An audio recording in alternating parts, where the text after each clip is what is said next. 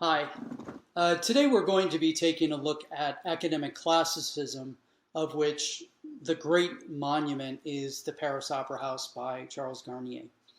At the beginning of every lecture, you're going to see a slide like this that has information about the most important monuments that we're going to be studying in, in this lecture, as well as perhaps some important monuments that we'll be taking a look at in the following lecture, the one after that. Um, so if we take a look at this information here, for example, we'll see academic classicism and Garnier's Paris Opera House identified here, the name of the architect, the name of the building, the location, and the dates.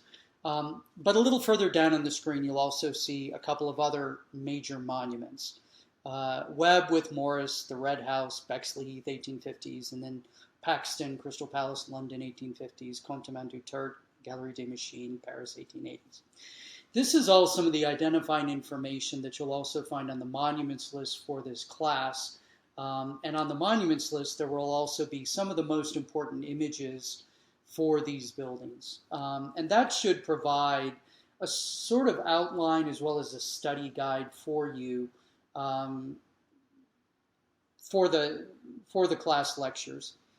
In any class lecture, I'm going to be showing you an awful lot of images and talking about an awful lot of buildings and architects and concepts. But this sort of information here is going to allow you to know up front what the culminating example is and what is the building that you should be able to not only identify but also understand in terms of all of those past precedents, in terms of all of those concepts, in terms of all of the architectural developments that preceded it. So here we're taking a look at buildings associated with the three most important movements from the middle of the 19th century. And this will form the content of the next three lectures, today as well as the following two: academic classicism, arts and crafts, and then rationalism. In addition, we're going to be taking a look, however briefly, at some cultural shifts that occurred about 1750 and the associated architectural movements. So we'll go into a little bit about neoclassicism. We'll go into more in-depth picturesque design, of which arts and crafts architecture can be considered a sort of subcategory. And also we'll take a look at glass and iron in architecture. And rationalism began to develop in the mid to late 19th century as a result of the use of glass and iron in architecture. So this is a little bit of an outline for what we're going to be taking a look at in today's lecture as well as in some subsequent lectures. Academic classicism had its roots in the Renaissance critique of medieval architecture. And as a way of understanding what the problem was that Renaissance scholars and architects had with medieval architecture, we're going to take a brief look at the building represented in the plan in the exterior view here on the screen, which is the cathedral in Siena. This building was begun to be rebuilt in the 12th century, and it had a long and very complicated design and construction process. As a result, the building itself is certainly not ideal. There's a lot going on here that shows different hands and different ideas about the building. And so in some ways it may not be fair to look at this and identify what it was that Renaissance scholars found so bad about medieval architecture. But nevertheless, this was an example of medieval Gothic architecture in central Italy, and so this was certainly one of the buildings that the scholars and the architects would react against during the Renaissance. As I mentioned, the building was begun to be reconstructed. There was a pre-existing church on the site, but they began to reconstruct it in the 12th century AD. And in the plan, you might be able to make out The nave with the side aisles and the structural piers that separate the nave from the side aisles, you might be able to make out a sort of Latin cross plan to the whole thing, as well as the domed area, the hexagonal domed area, which is right at the intersection of the nave and the transepts. As I mentioned, that there were a number of things that were really odd about this building. One of them, right from the start, is the fact that the domed area is hexagonal and not octagonal. An octagonal domed area for the crossing would have coincided much more easily with the geometry of the three aisles for the transept and the chancel, as well as for the transepts there. So already there's something that's a little bit odd about this building. But the people in Siena had progressed fairly far along in the construction of the building, including the lower part of the front facade, so not the upper part, but the lower part of the facade here, when they decided that the building was just not going to be large enough, and they needed to enlarge it. At this point, the nave and the nave aisles were pretty much complete. The transepts were pretty much complete, and a couple of bays of the chancel beyond the crossing were complete. But they decided it needed to be bigger. And what they were going to do was maintain the location of the crossing, but turn the nave into one of the transepts, which means that the orientation of the church was going to change by 90 degrees. And so they were going to add a much longer nave and have it extend out from the location of one of the transepts. Now, if you take a look at the view of the church to the right, you're going to see beyond the bell tower, you're going to see an arcade, right? And those piers and those arches were the beginning of the new nave and the new side aisles, which, as I said, was going to extend out 90 degrees from, generally speaking, the location of the crossing there. So they had begun construction on this and obviously had gotten to a certain point in the construction of the renovation of the building when the Black Death broke out. And that was a pandemic that was the spread of the bubonic plague in 1347, 1348, 1349. And that pandemic in urban areas in Italy and throughout Western Europe is believed to have reduced the population by up to 60%. Obviously, that was going to create all sorts of problems, personal as well as social and political and economic problems. And following the Black Death, it was a pandemic that lasted about 3 years, but then kept on recurring on a pretty regular basis. It seems that every 50, 60 years, if not less, there was a new outbreak of the plague, and again, the population would be decimated. In subsequent plagues, not as much as in the original plague. It seems that there was a degree of immunity that was developed in the population, but still, major cities in the 1500s and the 1600s could easily lose 10, 12% of the population in the new outbreaks of the plague. In any case, as a result of that 3-year pandemic, in the following years, obviously, there wasn't the need for a church that was any bigger. There wasn't the ability to build the larger church.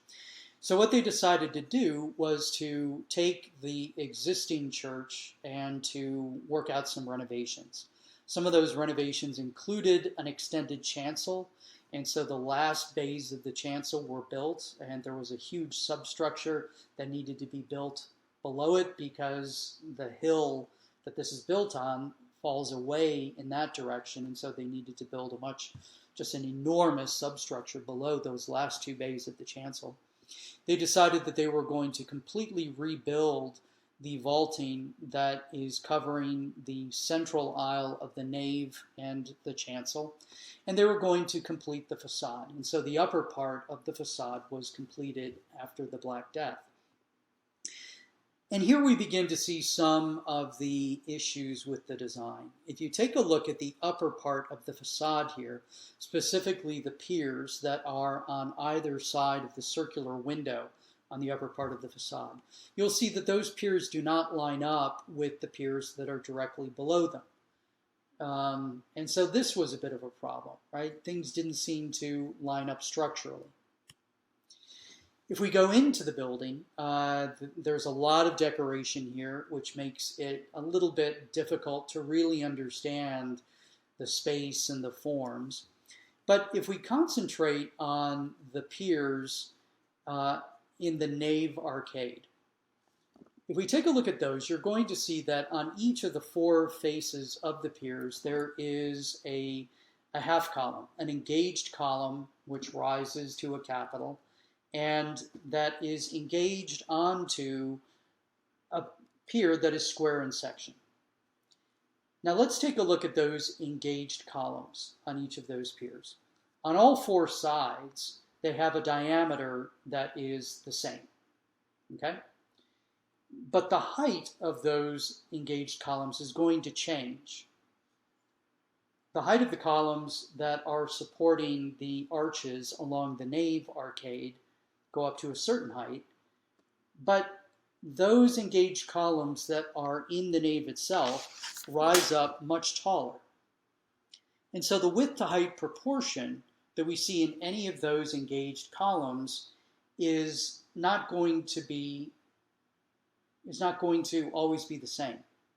Yes, the dimension of the diameter is going to be the same, but the proportion, the width to height of those columns is going to change radically. And this was a problem.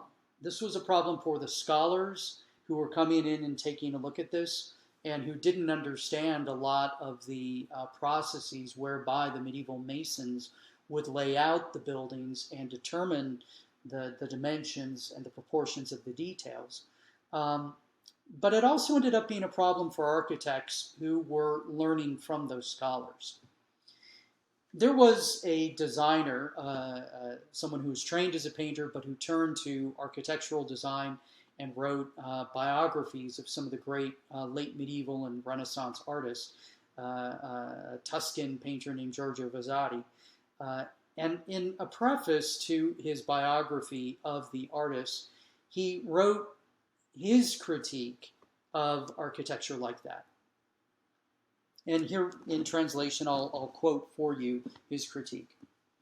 The masters of that day produced nothing but shapeless and clumsy things which may still be seen today.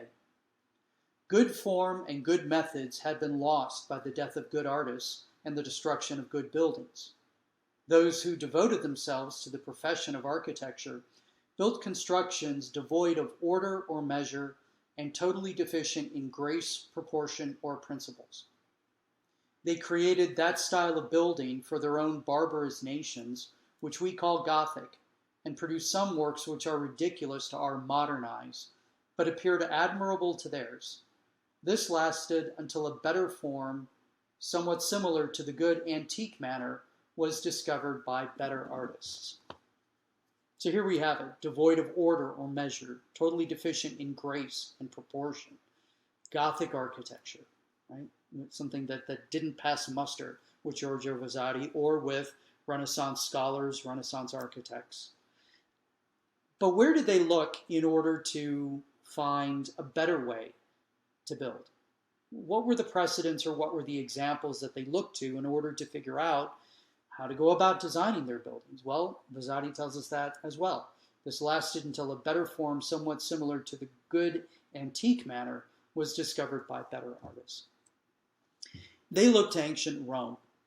And in the architecture of ancient Rome, they saw a number of things that they considered to be superior to the design of Gothic buildings and to the examples that they could see from the preceding decades and centuries. And certainly the epitome of ancient Roman architecture at that time and for centuries to come was going to be considered the Pantheon in Rome. And if they took a look at ancient Roman architecture, and perhaps best encapsulated in the Pantheon, they're going to see a very clear geometry that lay at the root of the design, and that geometry was readily apparent in the space. If we were to take a look at a couple of diagrammatic studies of the Pantheon, such as a section or a plan, it wouldn't take long for us to understand that the building encloses a perfect sphere. The dome itself and the ribs on the dome delineate a hemisphere. And at the halfway point, which is marked out by a cornice which runs at the base of that hemispherical dome, it turns into a cylinder, which falls down to the circular plan that we see at the Pantheon. But that cylinder and the floor of the Pantheon allows a perfect sphere to be enclosed within the building itself. And if we take a look at the interior space, you get a sense of certainly the hemisphere. But with a little bit of study, you really begin to get a sense of the spherical volume that is enclosed within this building and the translation of that sphere into the circular floor plan. And we have these delineations in the architectural details, such as the lower and the upper cornice and the architectural orders here, that allow us to understand something about how the building is laid out and how that geometry is enclosed within the built form. So space and the clarity of space and the geometry of the space were lessons that they learned from ancient Roman buildings. They learned about the architectural orders, which they understood to be not only the form of structural supports and a structural system itself, but also a set of proportions. They realized by taking a look at ancient buildings that, generally speaking, the structural supports in the trabeated system, the post and lintel construction, like we might see on the portico of the Pantheon here, they realized that they would fall into three different categories: the Doric order, the Ionic order, and the Corinthian order, like we can see here at the Pantheon. Each of those orders had a different set of forms, and they also had different proportions. The proportions could be known by taking a look at the column shaft, the part of the column that is above the base and below the capital. And if we were to take the diameter at the bottom part of the shaft itself, and if we were to measure the height of the shaft from the base to the capital, okay? The height from the base to the capital, there would be a proportional relationship width to height for each of those column shafts, which was appropriate for the different orders. The Doric order is the most squat of the three, the Ionic is a little bit taller, and the Corinthian is taller still. But those proportions were not just for the column shaft.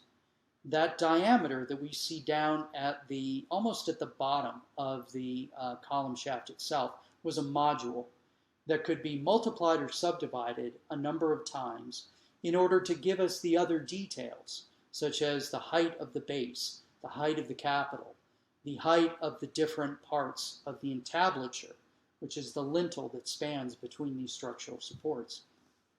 In addition, this module would be multiplied a number of times to give us the dimensions between each of these columns, to give us the dimensions of the building itself. And so that module was the beginning of a proportional system that wove together the architectural orders and the building itself.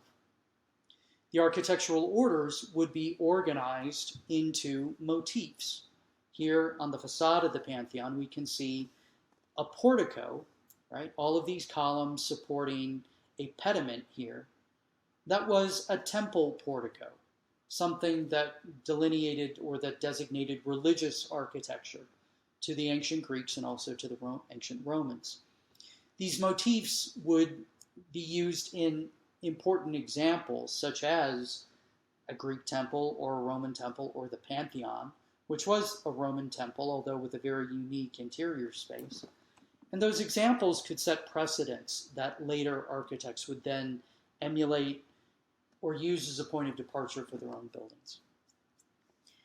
Now, how was this used in the Renaissance? We saw all of this learning that came from studying the ancient Roman architecture. How was this used in the Renaissance? Well, if we take a look at a church building in Florence designed by Filippo Brunelleschi, the architect who's often considered the first Renaissance architect. Here we're taking a look at the Church of Santo Spirito. If we take a look at this building, we're going to see the way that Brunelleschi certainly relied on ancient architecture, but also the way that he didn't completely forget the medieval tradition. We're going to see the proportions from the architectural orders, and we're going to see the result in understandable space. The plan of the building is laid out as a Latin cross. Now, actually, obviously, that isn't something from the architecture of Republican Rome or the architecture of Imperial Rome. It comes from an early Christian tradition, which was then developed during the medieval period. So it's part of the medieval legacy that was then transformed with Renaissance criteria coming from ancient Roman architecture. And if we take a look at the plan here, we're going to see that there is a module, a square in the plan that is multiplied a number of different times in the planning of the building. In these two diagrams, the plan of the building as well as a bird's eye cutaway axonometric of a couple of bays of the side aisles, we're going to see how the space and the architectural orders came together. The four units here that form a bay of the side aisle are delineated at their corners by the architectural orders. To the nave, we can see freestanding columns. To the exterior wall, we're going to see half columns or engaged columns. And certainly we have the forms of the architectural orders, but we've also got the proportions, because the diameter down at the lowermost part of the column shaft here is a module not only for the details in the architectural order, but a module that is carried out through the depth and width of each bay of the nave. Each area here, each bay of the side aisle is covered with a semicircular sail vault, and the chapel to the exterior has a diameter that is the distance from the center line of one of the engaged columns to the center line of the other engaged columns. So the exterior extent of the wall here, theoretically, has a diameter that is related to the distance between the center line of the different columns here. And this is all carried out precisely down the length of the aisles, and it is furthermore multiplied in order to give us the transepts, the chancel, as well as the nave of the church. It's enlarged when we come to the crossing here. Enlarged not in plan, but rather we can see the change in the architectural orders. We can see that the structural supports in the nave arcade support the arches and the sail vaults here. But when we translate into the height of the nave and the transepts and the chancel, we need a different architectural order, a taller architectural order that's going to set up a different trabeation, even though it's fictive trabeation here through the church. And upon that, we have other arches and other vaulting that's supported by that, most notably the dome, which covers the crossing of the church. So it gets a little complicated when we shift from the side aisles to the crossing, but still you can see how he's building upon the ancient lessons and how he's building upon Roman architecture and bringing it to bear into what's essentially a medieval model of a building. And he does this, and he's consistent with the location of the architectural orders in the nave arcade and in the engaged columns in the exterior walls, even when it hurts. If we take a look at the chapels that are at the intersection of the nave and the side aisles, we're going to see that the space of those chapels is no longer the ideal half circle in plan that we can see in the other chapels. They end up getting smushed a bit just because the perfect location of the architectural orders doesn't allow for the perfect extension of the chapel. And so it kind of hurts right there, right? But his priority is going to be on the location of the architectural orders and the delineation of the space. Additionally, if we take a look at any of the reentrant corners at the ends of the transepts or at the ends of the chancel, we're going to see the delineation of the arches that comes together in a razor's edge here over these corner columns. Doesn't look ideal, right? Looks very precise, but not ideal. It gets a little awkward in the upper parts here. But nevertheless, his priority was the delineation of the space with the architectural orders.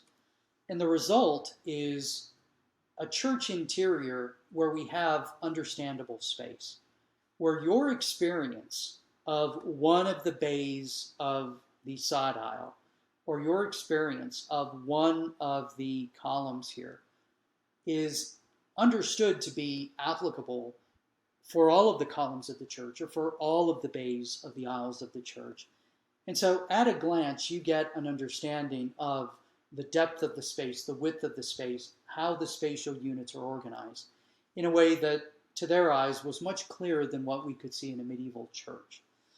And it corresponded to the lessons that they learned from ancient Roman architecture. And so this is where Renaissance architecture went, with both the legacy of the medieval past as well as the lessons that they learned from ancient Roman architecture. This was going to lead to a change in conception of what architecture was. Here we're taking a look at two different illustrations.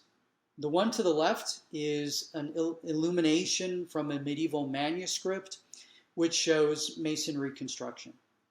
During the medieval period, architecture was considered the planning of masonry construction or the planning of carpentry, the planning of the structure, the material, the construction of the building into something great, right?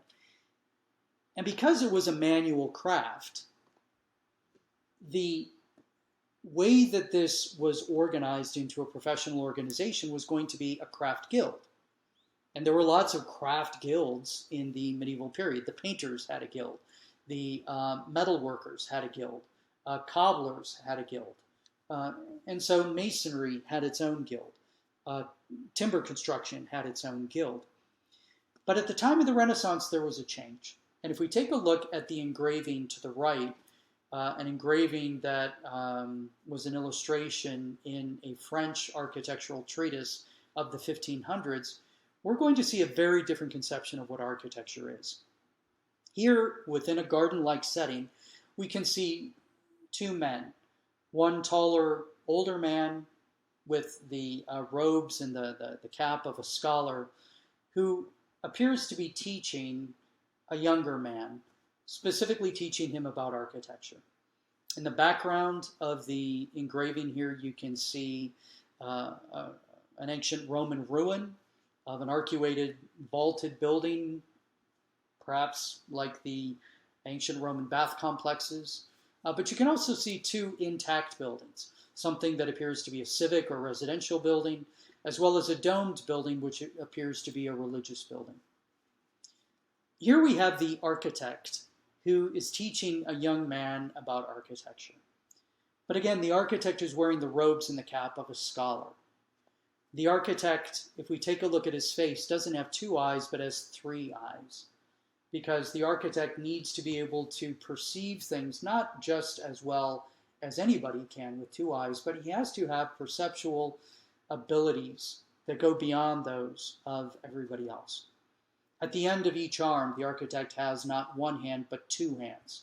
because the architect needs to be capable not at a normal range of things, but needs to have capabilities well beyond that of your typical human being. So in the Renaissance, the architect was not considered to be someone who knew a manual craft. The architect was considered to be an intellectual. And as a result, architecture was no longer something that could be organized into a craft guild. Architecture had risen in status because of the intellectual investigations of Renaissance scholars and Renaissance architects. It had become an intellectual activity, how we apply thought to the use of materials in order to support structure and create space. And so there needed to be a different organization for the profession. Architecture, as well as painting and sculpture, were considered intellectual activities. And as a result, they were distinguished from or separated from the crafts. Therefore, the guild system was no longer an appropriate way of organizing painting, sculpture, and architecture. Rather, they began to develop the academy. And the academy was as an association to achieve a number of things. First of all, it was to organize the professions of painting, sculpture, and architecture. They were there to discuss theory, or the philosophy that governed the creation of painting, sculpture, and architecture. And they also turned into training institutions where young professionals would learn about the art and would go on to become practicing painters, sculptors, or architects on their own. The earliest academy was founded in Florence in 1563 with the support of the Grand Duke of Florence. But soon academies began to proliferate. There began to be academies in a number of the Italian cities, and pretty soon further afield than that. And they were most often under the support of the ruling authority within whatever state they were found. And so we begin to see artistic academies in Florence, in Rome, in a number of states in central and northern Italy. But where this really comes together is going to be in France. In France, we begin to see the formation of an institution that in the 19th century became known as the École des Beaux-Arts, or the School of Fine Arts. France, in the 1500s, was beginning to consolidate into the territorial nation state that we recognize today as France. Italy was still subdivided into a number of different smaller territorial states, many of whom had their own academies, again, under the authority of the ruler. But in France, they were developing in a different way, yet they always had their eye on what was happening in Italy. And they realized that they needed to play catch up. They needed to develop their arts and their architecture in order to rival what was happening in Florence and Rome and throughout the Italian peninsula. How were they going to do that? Well, somebody who had a good idea was the man to the left, Giulio Mazzarino. And as his name may suggest, he was an Italian, a member of the hierarchy of the Catholic Church, who had gone to France and was serving in the government of the King of France, King Louis XIII. And he decided that his support for the French king was going to include the formation of artistic academies which would promote the development of the arts in France, such that the arts in France would begin to rival the arts in Florence and in Rome and elsewhere.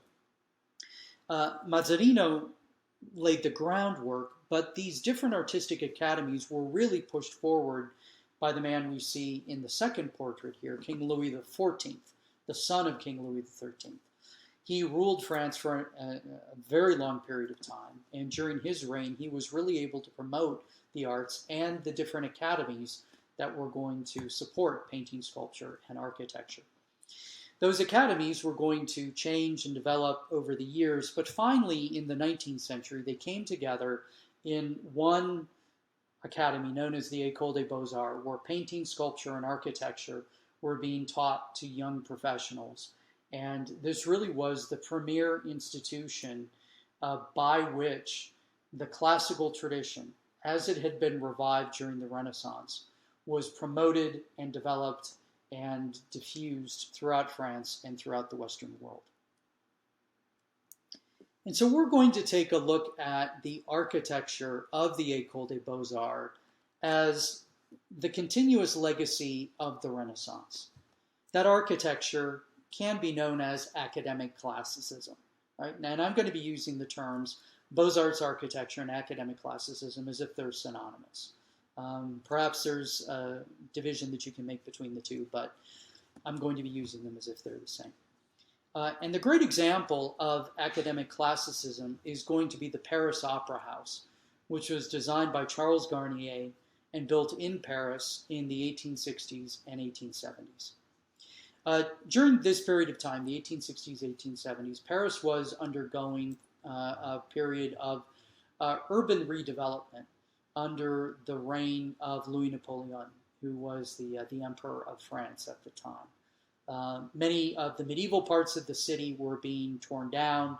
There were new large axial boulevards that were being laid out, and there were new buildings that were built defining those boulevards and providing destination points within the city with new monuments.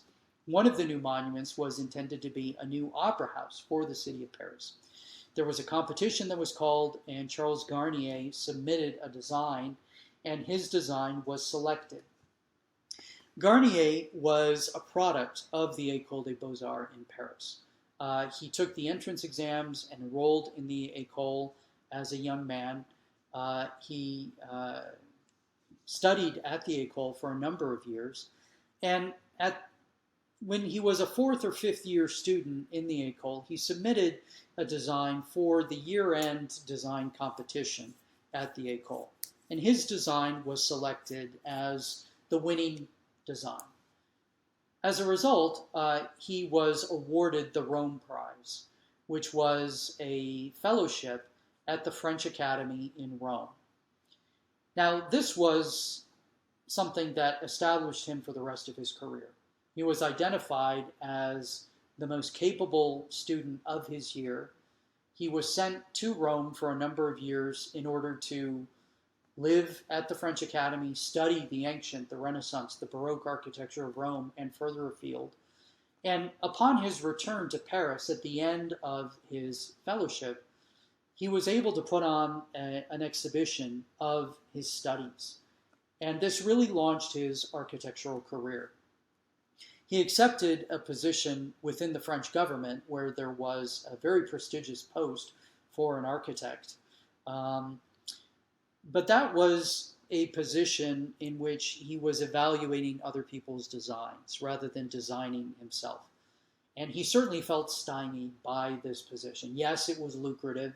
Yes, it was secure. Yes, it was highly prestigious, but he wasn't designing things. Yet there were a number of projects which were being built around Paris and a number of competitions that were being held for those projects. So he decided to enter his own design in one of those competitions. His design was selected. He needed to alter his design somewhat in order to meet the critique of the people who were selecting the winning design. But nevertheless, what we're taking a look at is certainly his design, and it's a great example of what we can see as academic classicism. So if we take a look at this building, what are some of the important points of his building? What are some of the important characteristics or qualities that allow us to understand something about academic classicism? Well, first of all, we have classical principles in the design of the building. What are some of those classical principles? Well, if we take a look at the facade of the building or the elevation of the building, we're going to see that it has a central axis. On the elevation, we can trace a vertical line through the elevation, and that central axis delineates the symmetry of the facade. About that central axis, one half of the facade is a mirror image of the other half of the facade. And furthermore, the facade has what's called tripartite design, or three-part design. If we take a look, we can see that there's a central section of the facade. And that central section itself has tripartite design. It's got a left bay, it's got a central section, and it's got a right bay. Furthermore, it's got a base, it's got a second story, and then it's got an attic level above that. If we take a look at the whole facade of the building, we're going to see that that central section that I just spoke about is also the central section of a tripartite design. We can see that there's a left part, there's that central section, and then there's a right part.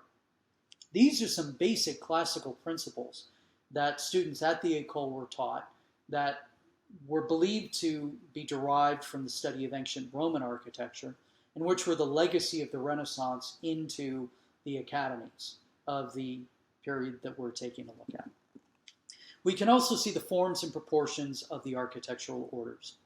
If we take a look at what we in the United States would call the second story of the facade of the Paris Opera House, we're going to see the architectural orders, and furthermore, a rather complicated combination of architectural orders. We're going to see that some of the orders are taller and more prominent than the other orders. Okay? Some of these orders support the entire second story, yet there is a second minor set of orders that exist within the bays established by those major orders. Garnier learned about this weaving together of major and minor orders by studying some great examples from the classical tradition. Most importantly, the architecture of Michelangelo. Here we're taking a look at the Palazzo dei Conservatori on the Campidoglio in Rome that Michelangelo designed in the 1530s. And if we take a look here, we can see the way that there is a major order, a colossal order that unites two different stories, yet interwoven behind it and opening up a ground story loggia here, we can see a minor order. These two sets of orders that are woven together, right? Major and minor order. Lesson number one from Michelangelo. Furthermore, if we take a look at Michelangelo's design for the interior of the staircase that leads up to the reading room of the Laurentian Library in Florence, a building that Michelangelo designed in the 1520s, we're going to see that he paired up the architectural orders. This was something that can be found in some examples of ancient Rome, but Michelangelo picked up on it and ended up promoting it in his own architecture. And it ended up getting picked up again in the Baroque period in Paris for the east facade of the Louvre, a building that dates to the 1660s. We're going to see that the paired columns in Parisian architecture was often something used in royal commissions.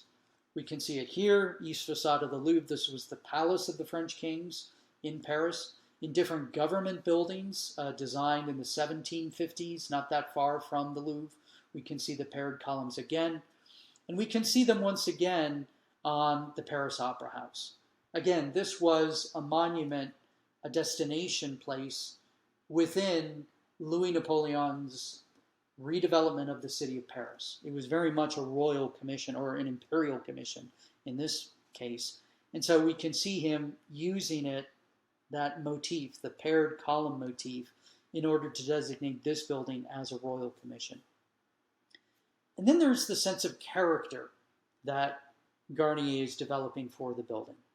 At the École des Beaux-Arts, young designers were taught to use the architectural orders, to use the materials, to use sculptural relief, to develop a character that's appropriate for the purpose of the building.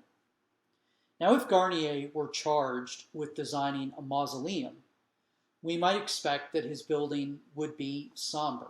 We might expect that it might be heavier in its articulation. We might expect that it would have less color and less sculptural relief on it. But that's not what he was charged with doing.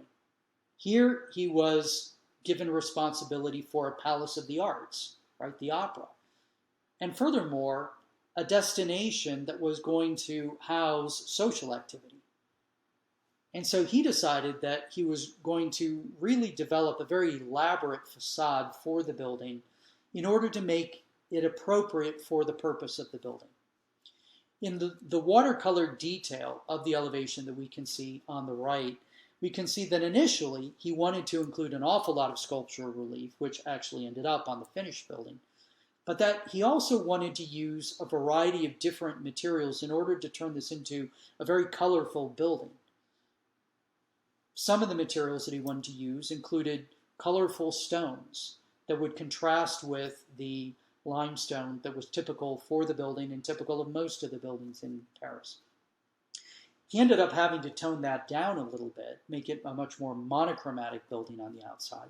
But nevertheless, we still see a very elaborate use of the architectural orders as well as the details in the building and the sculptural relief, all of which is developing a very elaborate character to the building, as Garnier felt was appropriate for the purpose of the building.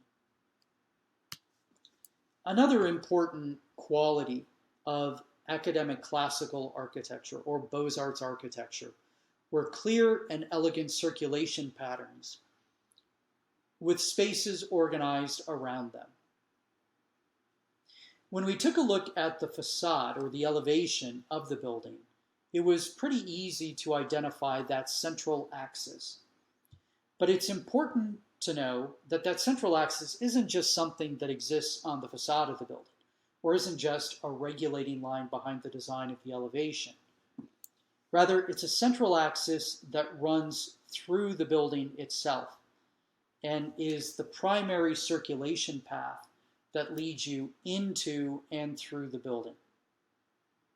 And so if we were to take a look at this red line that runs through the plan of the building and see that not only as the section cut, but also as that axis of symmetry that is going to be the primary circulation path, then we can imagine Garnier as his first line on a blank piece of paper when he was beginning to lay out the building, lays out the central axis, the axis of circulation, and begins to line up the different spaces that people are going to move through in order to enter into and move through the building.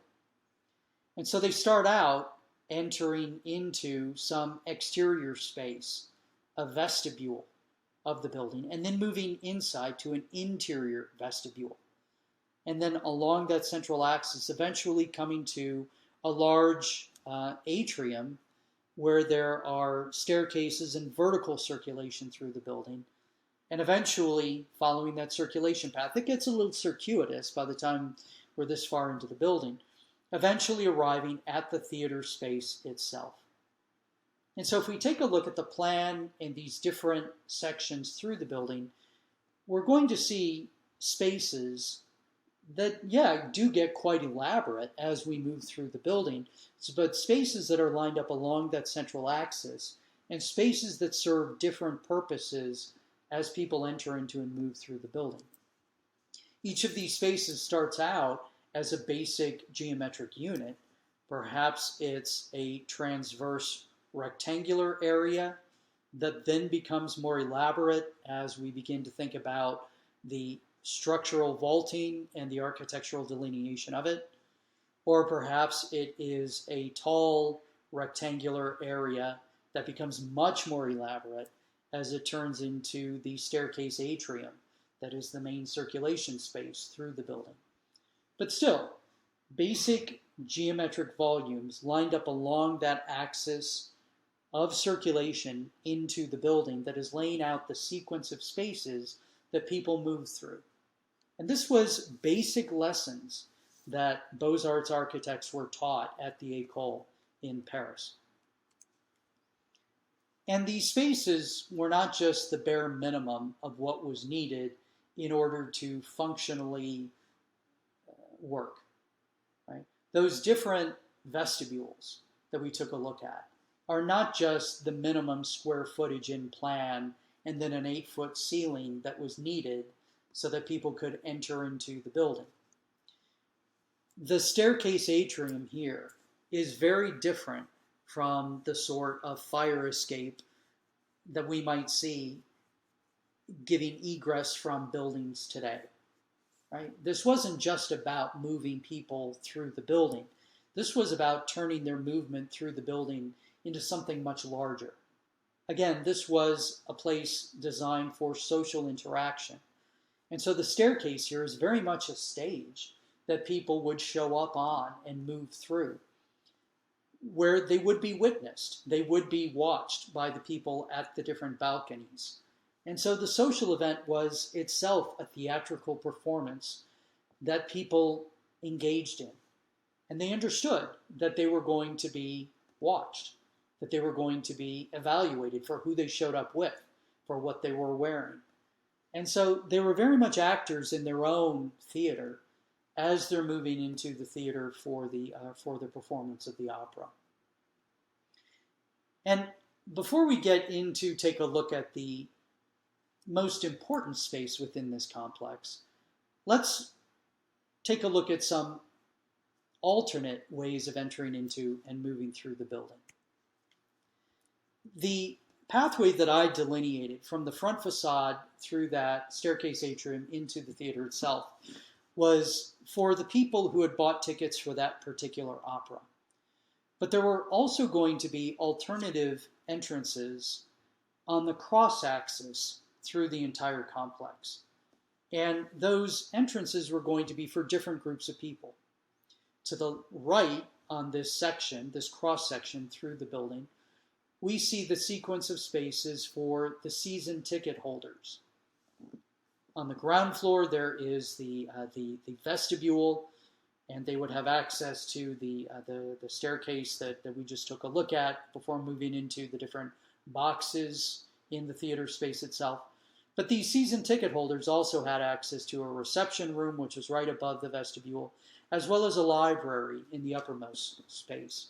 The library was there in case one of the season ticket holders got bored with the opera, and rather than leave, would just go and read a book for a little bit and then catch up with the people who watched the whole opera, the people that they came with at the end of the opera.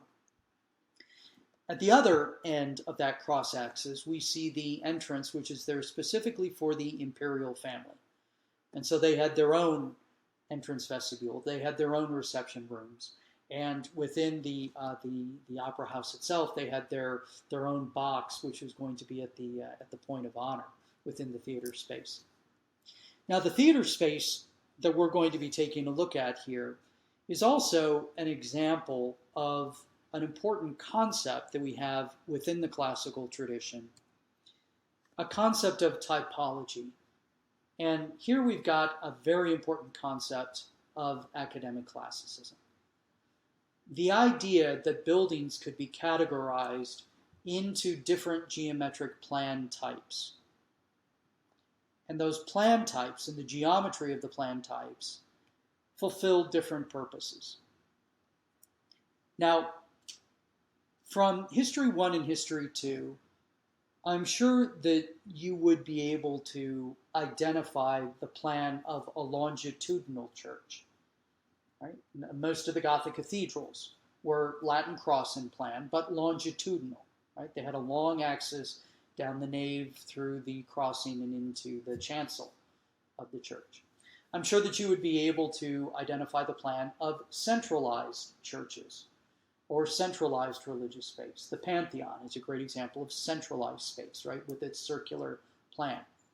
These are two plan types that were recognized in the Renaissance. The palace, the Renaissance palace, sort of a square donut with the courtyard in the middle, also a recognized plan type. One plan type, which is appropriate for our discussion of the Paris Opera House, and which I think is easiest for us in the 21st century to understand, is the theater type. And the theater type went through a variety of different variations through the ages, but it still has some common elements that would allow all these different examples to be examined and categorized as examples of the theater type. We can take a look at ancient Greek theaters, such as the Theater of Epidaurus, here seen in these images. And we see how the seating is organized in a semicircular organization around the circular stage, which is down at the bottom of the whole complex. And so we see the very clear geometry of this plan type. And if we stumbled across this building, if we just happened to be out hiking and came upon the building with a group of friends, let's say we found ourselves at the top of the theater space, how would we today use this space? Well, chances are we would walk down some of the stairways here, or maybe walk on some of the seats and just sort of walk down a number and grab a seat. And our view would be focused onto the stage, that circular area down at the bottom of the theater space. In the Greek theater, there was a backdrop, which was a low building, a one-story building, maybe a two-story building, but a low building on the far side of the stage. And then the landscape itself would be the backdrop for the rest of the space. But what we would be doing would be coming and sitting and focusing on the stage itself. So here we see the geometry of the building, the geometry of the plan type, that sort of cone-like space, and the way that the seating is all organized in that semi-cone, semicircle in plan, that sort of inspires us to sit down and focus on the stage. It's very clear that there's a relationship between the geometry of the plan, the geometry of the space, and what we naturally do when we enter the space. For us, I think that's pretty obvious. But in the Renaissance, in the Baroque period, and in academic classicism in general, there was the idea that, similar to what we see here with the theater type, there is a natural human response to entering longitudinal space, like a Gothic church. And entering into a Gothic church puts us into a frame of mind, inspires us to engage in an activity where all of us together are going to be focused on the activity at the altar. Similarly, they believed that if we entered into centralized space, like the Pantheon, we would be inspired by the geometry of the space. It would affect us in such a way that we would be inspired to memorialize what it was that was contained within the space, or to reflect upon, to honor what it was that was happening there, or what it was that the space was built for. They felt that human beings were hardwired in this way. And so the plan types were readily identifiable because of their geometry, but they were useful in achieving the purpose of the building. The Greek theater that we're taking a look at here, the theater of Epidaurus, was just the start of a long legacy of theater types throughout classical design. Then we have the Roman theater. Here we're taking a look at a plan and section of the theater of Marcellus in Rome. And if we take a look at the seating, we can see semicircular seating, but here it's a rigid half circle in plan. It doesn't go beyond that, like we might see in a Greek theater. The lowest part is not a full circle, but rather a half circle. And that is not the stage. Rather, the stage was elevated a little above that half circle and had this enormous backdrop, a 3-story backdrop that completely enclosed the space. The seating itself was not carved into a hillside, but rather there was a very elaborate and complicated structural system that supported the seating and at the same time organized the access into and egress out of the seating here. And so if we take a look in the section here, and if we see all of this space and all of this structure here, we get a sense of the very complicated interplay between structural support and circulation through the building that was really part of the genius of ancient Roman theaters. And so these theaters have much in common with the Greek theater, but are also quite unique. The space is entirely enclosed in a way that the views out of the Greek theater were not. The structure is very different. The organization of it, the circulation is very different. So different, yet according to a classical viewpoint, something that still could be categorized and studied as part of the theater type. Few, if any, theaters were built in the medieval period, but with the Renaissance revival of ancient Roman architecture, we begin to see architects beginning to imitate, at a much smaller scale, but beginning to imitate the ancient Roman theater. Of course, the most important one is the Teatro Olimpico that Andrea Palladio designed and built in Vicenza, and that is the image that we're taking a look at to the left. Not open air, it's within a space itself, even though you can see the painted clouds on the ceiling of the Teatro Olimpico. But still, in many ways, drawing inspiration from the ancient Roman theater, even though it's much smaller, designed and built out of very different materials, and with a slightly different geometry to the seating. But there were other examples of Renaissance theaters that were being designed and built in the 1500s. On the upper right, we see the Teatro all'Antica, which was designed and built in Sabbionetta at the end of the 1500s. Pretty different geometry, but still something that was considered part of the theater type.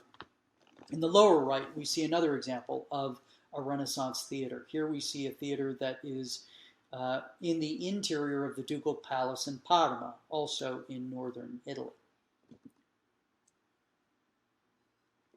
And that theater type was developed more in the Baroque period. And here many of the theaters were going to be attached to palaces of the nobility. And so the design of the theater is going to grow and develop based on the needs of these different noblemen. The lower part, in this case, becomes seating and often had a slight incline to it, so that the people standing there watching what was happening on an elevated stage would be able to take a look over the heads of the people in front of them. But there are also all of these boxes that were going to surround the space, not seating organized sort of in an inverted cone, but rather vertical walls with a curvature that looks much more like a horseshoe in plan than a semicircle, but still providing seating so that people could witness what was happening on the stage. And there are numerous examples of the Baroque theater that were designed and built in the 1600s and even into the 1700s and the 1800s, when we began to see the design and construction of public theaters, where people would support the theater by subscription, and where also the sale of tickets would support both the theatrical troupe as well as the theater itself. And it was the Baroque theater that really inspired Garnier for the theater space itself within the Paris Opera House. Something that was much larger than any of the Baroque theaters that were attached to palaces in the 1600s, but still in the horseshoe-like geometry, in the theater boxes that we have here, and in the relationship of the seating to the stage, we see something in an interior space that draws upon the Baroque theater. We are very far away from the theater at Epidaurus, both chronologically, geographically, as well as in terms of the space and the design. Nevertheless, in the classical tradition, there was the understanding that these are all just examples of the theater type. The geometry changes a little bit, well, significantly, right? There are a number of design decisions that are significantly different. The scale can change, but still, there's the sense that there's something about the geometry and the space that inspires the people who come into it in order to engage in the purpose. And in all of them, you would just naturally find a seat and focus on the stage. And so this was a basic lesson that students at the École des Beaux-Arts were taught. These different theaters could be studied in order to understand how they worked. They could give important precedents or points of departure for later architects when they needed to come in to design their own theater spaces. And they could also be held up as great examples to the students so that they could be studied and understood, and some of the basic principles or the forms could be brought into their own designs. And Garnier, as a product of the École des Beaux-Arts, was certainly following in that teaching path in the design of the Paris Opera House. The building itself has a whole bunch of different classical qualities that we could take a look at and study, but those are some of the most important ones that I'd like to identify for academic classical architecture. Classical principles such as central axis, symmetry about the axis, tripartite design, the use of the forms and proportions of the architectural orders, the development of an appropriate character for the building, often through the use of the orders, through the choice of materials for the amount of sculptural relief on the building, the circulation into and through the building, the way that it was laid out along a central axis with basic geometric volumes serving the different spaces, serving the different purposes of your circulation into and through the building. And then the typologies that we can see in these buildings, all part of those classical lessons learned from the study of ancient Rome, beginning in the Renaissance and perpetuated by the different academies. This is going to be one of the most important architectural movements at the beginning of the period that we're going to be taking a look at in the history of modern architecture. And furthermore, it's going to continue well into the 20th century, and I'm going to be bringing up many of these concepts, many of these design examples throughout this course. And as a matter of fact, some of the really great architects of the 20th century were trained in classical academies, were trained to be classical architects, and used that training in some surprising ways when they designed modern buildings in the 20th century. So I hope that a lot of what I was saying here is review for you from History 1 and History 2. But I also hope that this can become a basic set of ideas and lessons that we can use as we move through the rest of this semester. As I mentioned earlier, and as was reiterated in the syllabus in the class schedule, in the first few lessons, in the first few lectures in the class, we're going to be taking a look at some of those movements: academic classicism, arts